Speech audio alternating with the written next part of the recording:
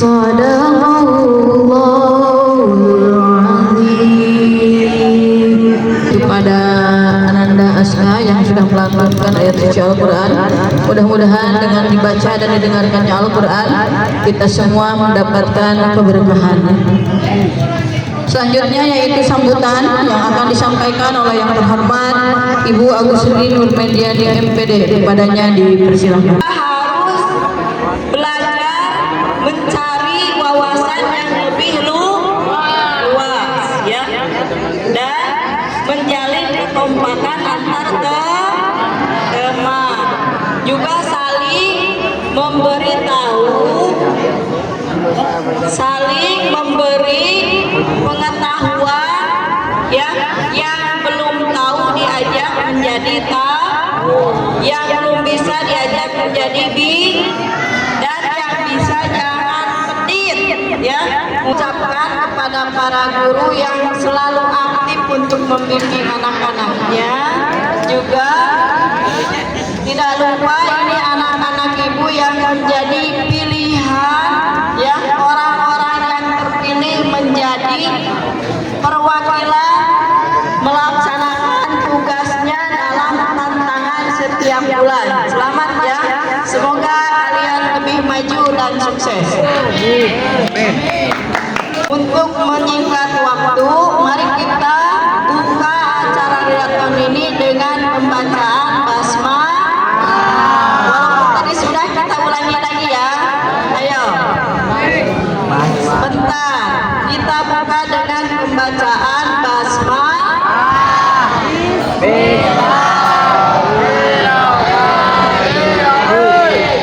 Wabillahi taufiq wal hidayah. Wassalamualaikum warahmatullahi wabarakatuh. Selanjutnya yaitu kita akan berdiskusi atau akan menganalisa buku menggunakan beberapa metode. Sebelum kita action, kita akan dengarkan dulu penjelasan dari Bu Dinan selaku pembimbing Legi Sambenas dan didampingi atau ditemani oleh Bu Septi, ya, untuk menjelaskan. Untuk Bu Dinan dan Bu Septi kami persilahkan. Assalamualaikum warahmatullahi wabarakatuh. Apa kabar hari ini? Sehat semua? Ceria? Apa kabar hari ini?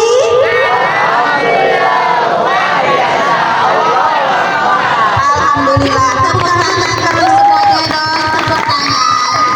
Tepuk tangan. Gitu. Oke.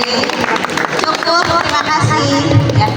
Oke, baik teman-teman, agenda kita hari ini adalah membaca secara bersama, ya, dan mereview buku menggunakan metode. Kita masih menggunakan metode AI. Karena apa? Karena masih banyak sebagian besar yang belum memahami metode AI. Maka dari itu kita tim akan mengelompokkan AI-nya apa, Bu? AI-nya? I-nya apa? I-nya? H-nya apa? Jadi ada 3 yang harus kalian analisa, yaitu alasan kalian memilih buku itu apa, apakah menarik, ya, apakah sesuai kebutuhan kalian, dan ini apa, Bu? Isi dari buku tersebut apa, inti dari buku tersebut apa, ya. Haknya apa, Bu?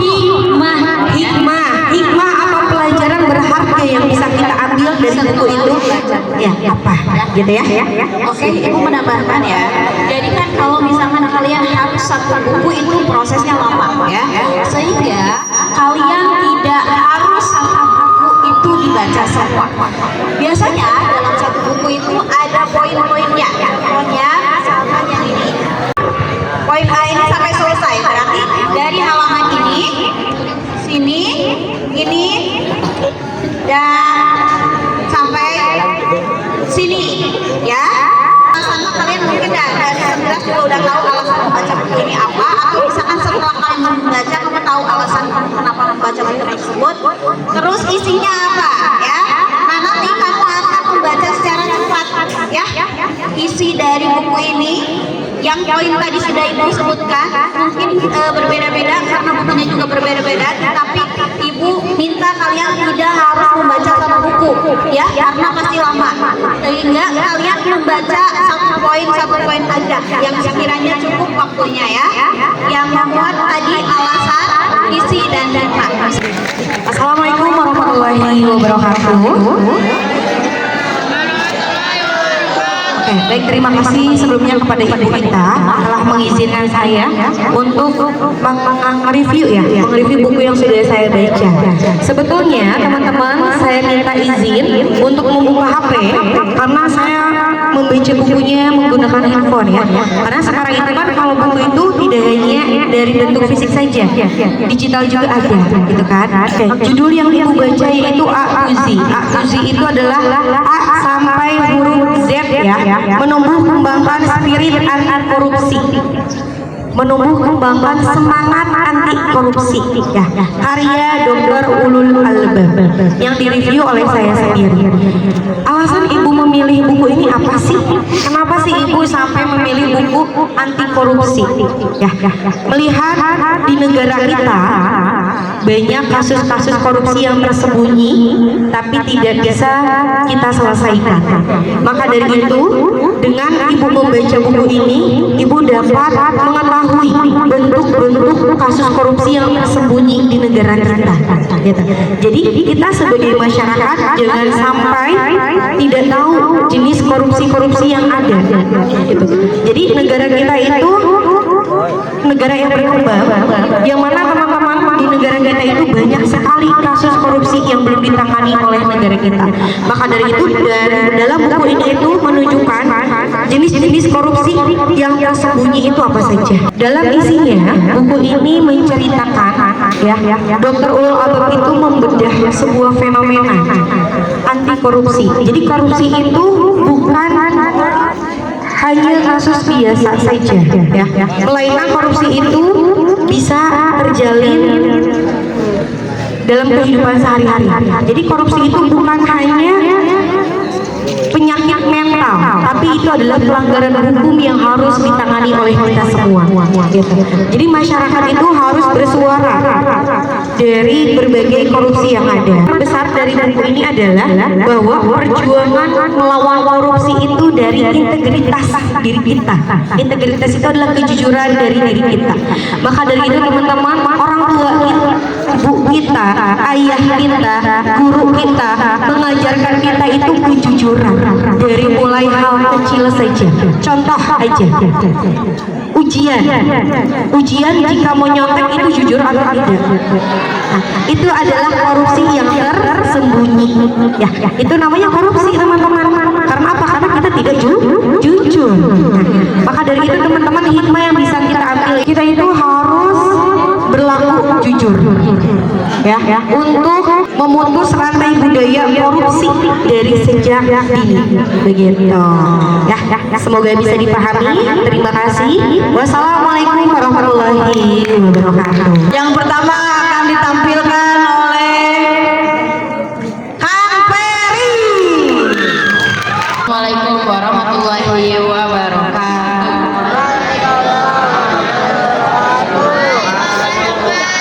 Perkenalkan, nama saya Peri. Saya di sini akan mereview buku dalam metode AI. Apa itu AI? AI adalah alasan dari buku ini, isi dari buku tersebut, dan hikmah dari buku itu.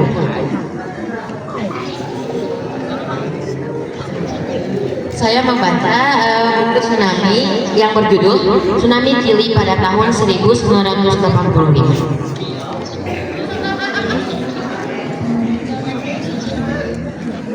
Penulisnya adalah Wallace Siddeley dan Henry. Penerbitnya pada tahun 2010 pada bulan Februari oleh Pakar Raya. Alasan saya memilih buku ini karena dengan melihat judul dan gambar ini kita melihat bahwa pentingnya peringatan tsunami. Lanjut ke isi. Isinya adalah, jadi pada tanggal 3 Maret 1985 gempa bumi besar mengguncang Chili dengan berkekuatan 7,2 skala Richter di pantai lepas Valparaiso dan Santiago yang menewaskan 124 jiwa dan 2.000 jiwa yang terluka.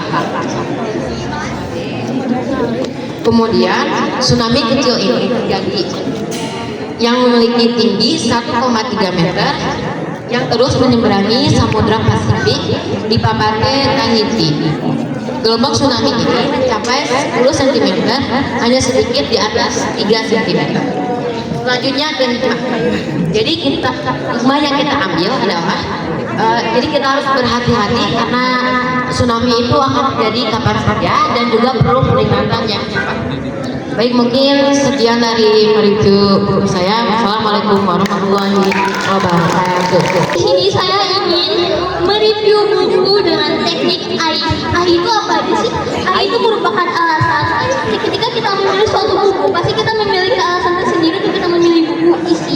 Isi merupakan suatu kandungan yang terdapat dalam isi cerita buku tersebut.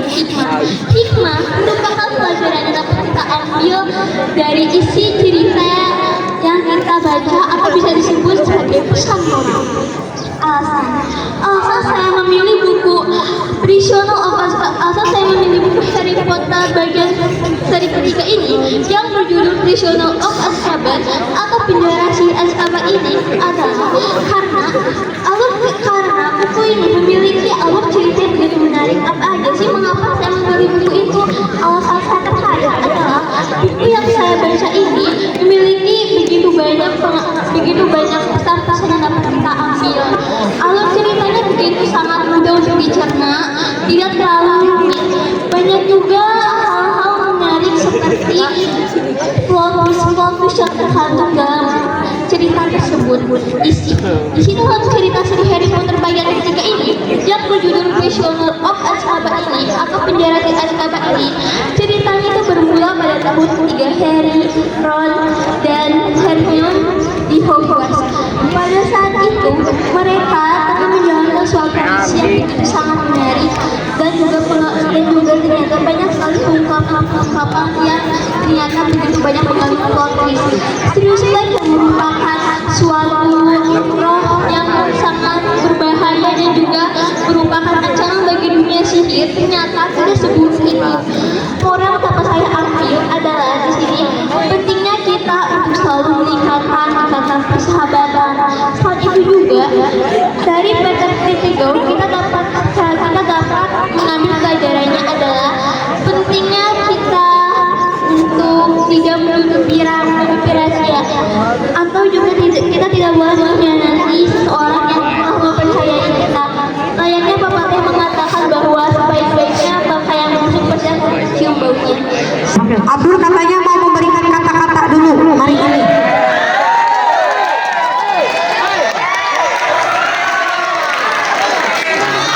Kata-katanya Perhatikan dulu, dengerin. jika dipilih jadilah yang terbaik, jika memilih pilihlah yang terbaik, jika tidak dihargai pergilah dengan baik.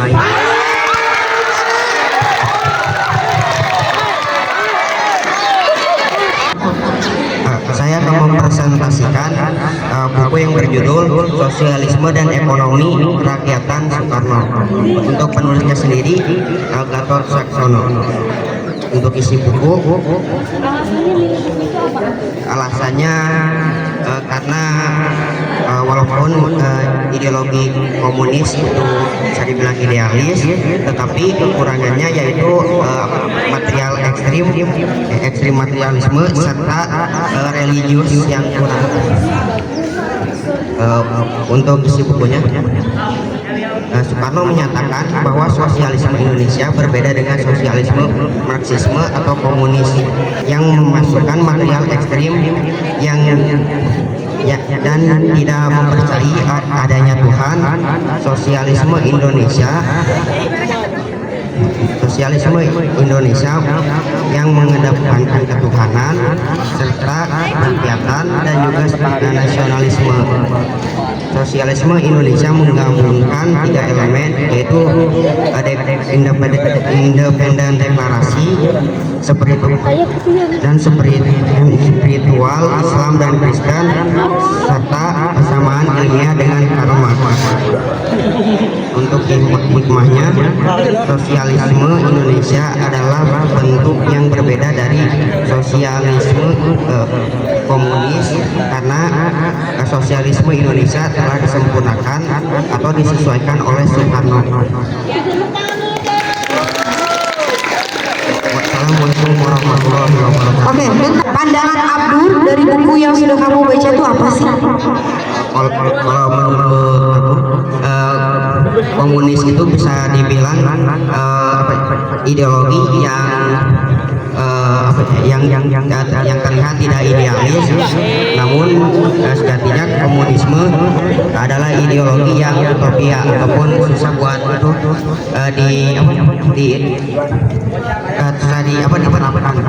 Kenapa susah diterapkan? mungkin karena mengandung material ekstrim.